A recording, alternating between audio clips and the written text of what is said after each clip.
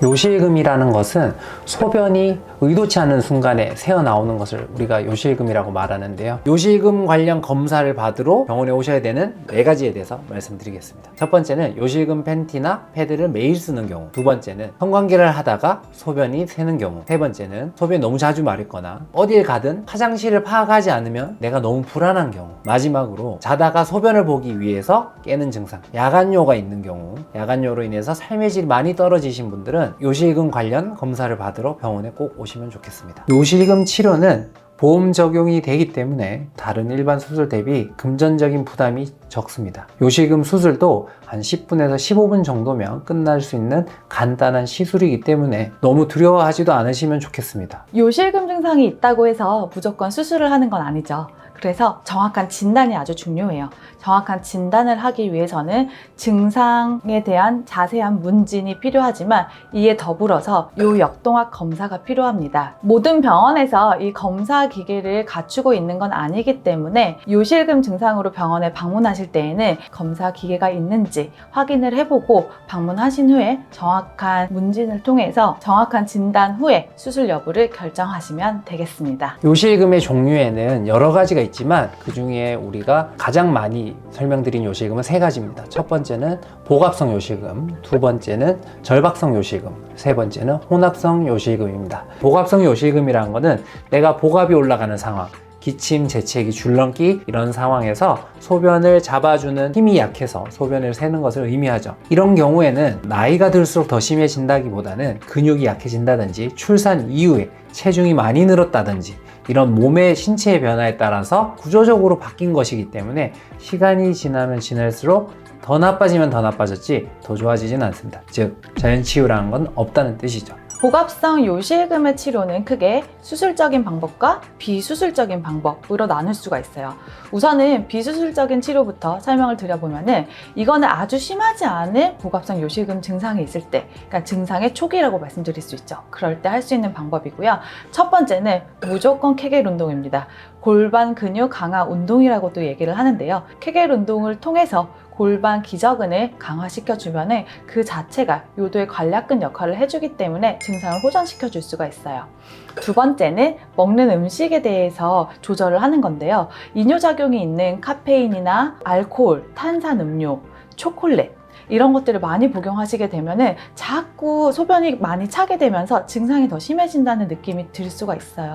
그렇기 때문에 이런 음식 섭취를 제한해 주시는 게 좋고요. 세 번째는 다이어트입니다. 우리가 복압성 요실금 같은 경우는 복압이 올라가는 거잖아요. 살이 많이 쪄서 뱃살이 많아진다. 그때도 복압이 올라가기 때문에 요실금 증상이 더 심해질 수가 있어요. 그렇기 때문에 뱃살이 찌지 않도록 관리해주는 거, 또 혹시라도 내가 조금 살찜이 있는 상태다라고 하면은 다이어트를 해주는 거 자체도 도움이 되실 수가 있습니다. 수술적 치료는 비수술적 치료를 했는데 증상 호전이 되지 않았거나 아주 심한 요실금 증상이 있는 분들한테서 진행을 해볼 수가 있습니다. 수술명은 경폐세공 테이프 삽입술이라고 하고요. 흔히들 우리가 TOT 수술이라고 알고 있어요. 물론 요실금 수술에 TOT 수술 외에도 뭐 TVT 수술이라든지 미니슬링 수술 여러 가지가 있지만 가장 광범위하고 많이 진행하고 있는 수술이 바로 TOT 수술이라고 생각하시면 됩니다. TOT 수술은 말 그대로 테이프를 넣어서 요도를 지지해 주는 거예요.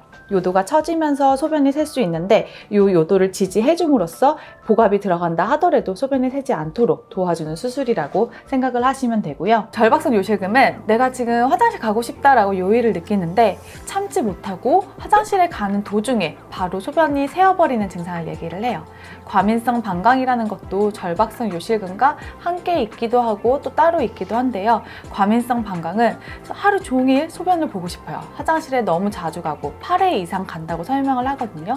그리고 밤에 자다가도 2번 이상 깨어서 화장실을 가고 방금 화장실에 갔다 왔는데 여전히 잔뇨감이 있고 절박성 요실금처럼 화장실을 갑자기 가고 싶다라는 그 긴박함이 드는 요절박이 있을 때 이럴 때를 우리가 과민성 방광이라고 이야기를 합니다. 이러한 절박성 요실금이나 과민성 방광의 치료로 첫 번째로 생각할 수 있는 거는 보존적 요법이 있습니다. 보존적 치료에는 생활습관 교정이 있고 행동 치료가 있어요. 생활습관 교정을 먼저 살펴보면은 우선은 소변을 많이 보게 하는 음식의 섭취를 줄여주는 게 중요해요. 그 중에는 술도 있을 것이고 커피도 있고 초콜릿도 제한을 해주는 것이 좋습니다. 또 하나는 물을 많이 먹는 것이 좋다고 물 섭취를 많이 하기도 하는데요. 이렇게 증상이 있는 경우에는 물 섭취도 줄여주시는 것이 좋아요.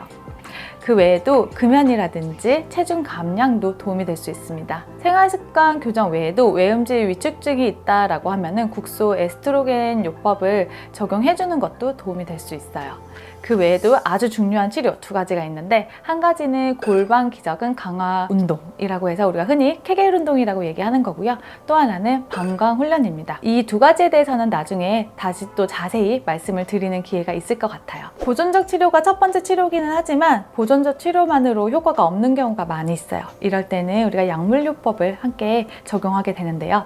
약물요법 같은 경우는 일단 약을 시작하면은 4에서 6주 정도는 지나야 정확한 약물의 효과가 있는지를 평가할 수 있고, 약을 한번 시작하면은 최소한 3에서 6개월 정도는 복용을 해주시는 게 좋아요. 그렇게 복용을 한 다음에 재평가를 통해서 치료를 지속할지 중단할지를 결정하게 됩니다. 약물요법으로는 크게 2가지 종류의 약이 있어요. 첫 번째로는 항콜린제라는 약물이고요. 또 하나는 베타3 수용체 작용제라는 약입니다.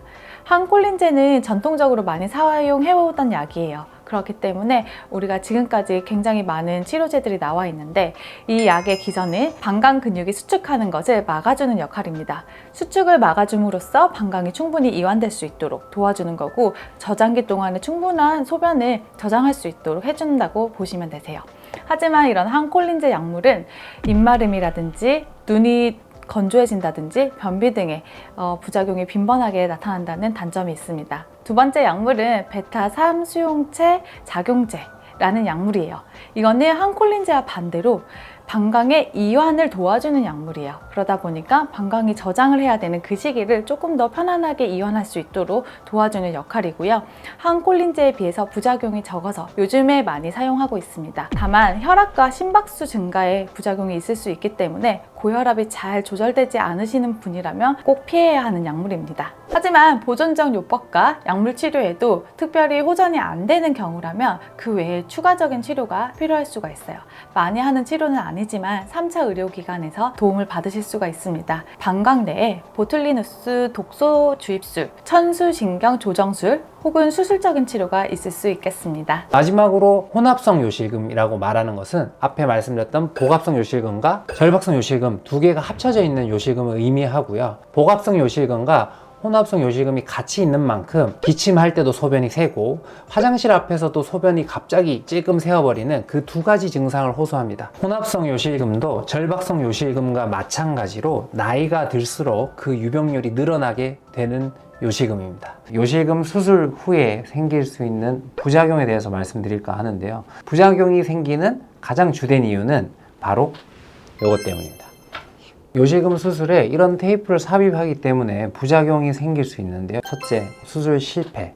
둘째, 요실금 재발. 셋째, 테이프가 질벽으로 노출되는 경우.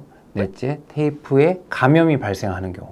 5번째, 배뇨장애가 있습니다. 테이프가 제자리에 잘 있지 못하는 경우, 혹은 이 테이프가 밑으로 빠지는 경우 수술이 실패하고 수술 후에 요실금이 재발하게 되는 것입니다. 그래서 수술할 때 이 테이프의 위치를 잘 정확하게 배치하는 것이 중요한 것이죠. 테이프를 삽입할 때 너무 질벽에 얕게 삽입을 한다거나 적절하게 삽입이 됐다 하더라도 시간이 지나고 난 뒤에 여성들은 폐경이 되기 때문에 질벽이 얇아지거나 하는 일들이 발생하게 되면 테이프가 질벽을 뚫고 나오는 테이프의 노출이 발생할 수 있고요. 그런 경우에는 노출되어 있는 테이프를 최대한 많이 제거한 다음에 질벽을 다시 봉합을 해줘야 되는데, 그렇게 테이프를 일부 제거를 하고 나면 절반 정도의 환자들이 요실금 증상이 다시 재발하게 되는 경우가 많이 있습니다. 그렇게 테이프를 제거를 하고 난 뒤에는 질벽이 다 아물고 난 뒤에 요실금을 재수술해야 되는 케이스들이 종종 있고요. 요실금 테이프가 감염이 되는 케이스는 그렇게 흔하지는 않지만 수술 후에 아주 드물게 있을 수 있는 합병증 중에 하나인데요. 만약에 테이프 감염이 발생하게 되면 그건 좀 심각한 농양을 일으킬 수 있기 때문에 그런 경우에도 광범위한 항생제를 사용하면서 테이프를 즉시 제거해줘야 되는 좀 급한 수술이 될 수 있겠죠. 마지막으로 소변이 나오는 길이 막히는 요폐색이 발생할 수 있습니다. 일반적으로 수술 직후에 이 테이프를 너무 강하게 장력을 걸어서 당겨버리면 소변을 보는 게 힘들 수가 있는데요. 며칠이 지나도 소변을 보지 못하는 경우에는 이 테이프 장력을 풀어줘야 됩니다. 한 10명 중에 1명 정도 수술 직후에 소변을 못 보시는 것 같은데요. 그런 분들 중에서 대부분은 다 첫째 날에 이제 소변줄을 가지고 있으면서 증상이 좋아지게 되는데, 아주 드물게 그렇게 소변줄을 거치했음에도 불구하고 계속 소변을 못 보시는 분들은 테이프를 조금 풀어줘야 됩니다. 그렇지 않으면 이 방광에 소변이 꽉 차서 역류하면서 수신증과 같이 콩팥에 문제가 생길 수도 있기 때문에 주의가 필요한 상태입니다. 응급실에 가게 되는 케이스들이 드물게 있죠. 소변을 못 봐서 응급실에 가서 소변을 빼야 되는 그런 케이스들이 있기 때문에 수술할 때 사실 저 텐션, 장력 조절하는 게 어떻게 보면은 수술하는 그 집도의의 능력이 아닐까 생각이 됩니다. 손끝에서 느껴지는 압력, 맞아요. 환자 상태에 따라서 그 장력을 조금 이렇게 터치하는 것이 수술 이후에 재발도 없이 수술 효과가 오래가고 부작용 없이 잘 관리할 수 있는 방법인 것 같습니다. 요실금은 사실 사회적인 질환이라고 많이 불립니다. 내 삶의 질을 굉장히 떨어뜨리는 질환이기 때문에 망설이지 마시고 병원에 내원하셔서 검사 받으시고 수술하시면 굉장히 편안하게 생활하실 수 있을 겁니다. 오늘 준비한 영상은 여기까지고요. 오늘 영상이 도움이 되셨다면 구독, 좋아요, 알람 설정까지 부탁드려요.